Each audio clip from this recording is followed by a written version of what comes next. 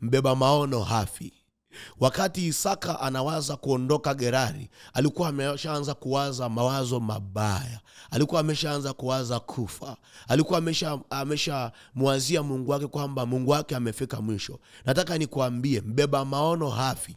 Ni lazima hayo maono ulionayo yatimie. Ninakuombea katika mwezi wa 7, maono ulionayo kwenye projekti, kwenye taasisi, kwenye kazi yako, kwenye familia yako, Mungu ayafanikishe hayo maono ulionayo katika jina la Yesu Kristo na kwa damu ya Yesu. Ni maombi yangu kwenye nchi yetu, ni maombi yangu kwenye kanisa. Kila aliyembeba maono, hayo maono hayatakufa, na wewe uliyebeba maono hautakufa. Isaka aliwaza kufa, alimwazia Mungu mawazo mabaya.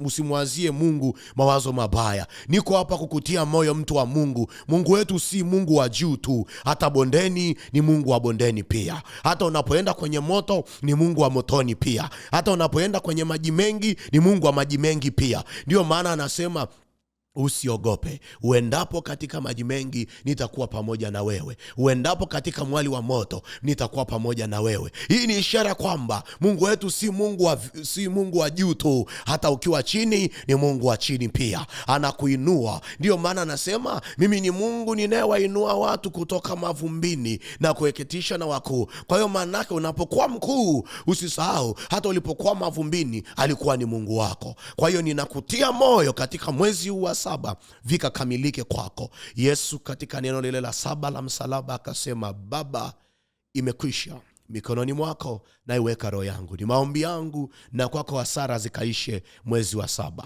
Katika viganja vya mikono yako usizalishe hasara. Katika taasisi yako usizalishe hasara. Kama Yabesi alivyomuomba Mungu, usiwe kwangu kwa huzuni yangu, bali uitanue mipaka yangu na unibariki kweli kweli. Mungu akutie nguvu na Mungu asiwe kwako kwa huzuni yako. Ninakutia moyo, inuka uangaze, kwa kuwa bado Bwana ana haja na wewe. Tumsifu Yesu Kristo. Kanisa la Mungu, na tuombe. Mungu mwaminifu, asante kwa kuwa umelituma neno lako, nalo halitarudi bure. Kama ulivyosema katika Isaya ya kwamba neno litasimama. Mambo yote yatapita, lakini neno litasimama. Ni kama vile theluji ishukavyo na kuinyeshea ardhi, ndivyo ambavyo lilivyo neno lako. Baba, neno lako limepita viwango vyote, viwango vya kibinadamu, viwango vya taaluma, viwango vya utashi, viwango vya uweledi. Basi Mungu, wewe ambaye ulilituma neno hata kabla ya kuwepo kwa misingi ya ulimwengu, nami nakuomba ulitume neno lako katika mwezi wa 7, ukatusaidie sana. Ukamsaidie mama huyu, ukamsaidie baba huyu, ukampe mahali panapobubujika. Na huyu aliyekata tamaa, Isaka aliwaza kurudi nyumbani.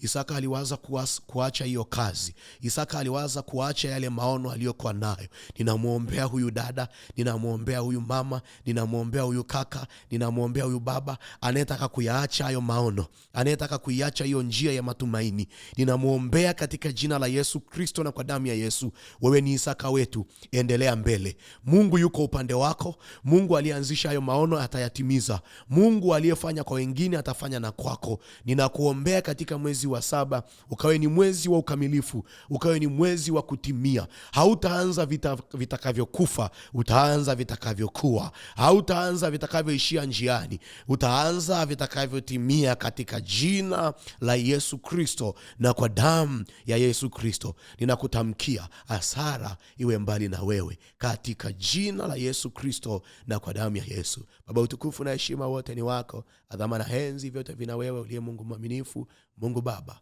Mwana na Roho Mtakatifu. Amen.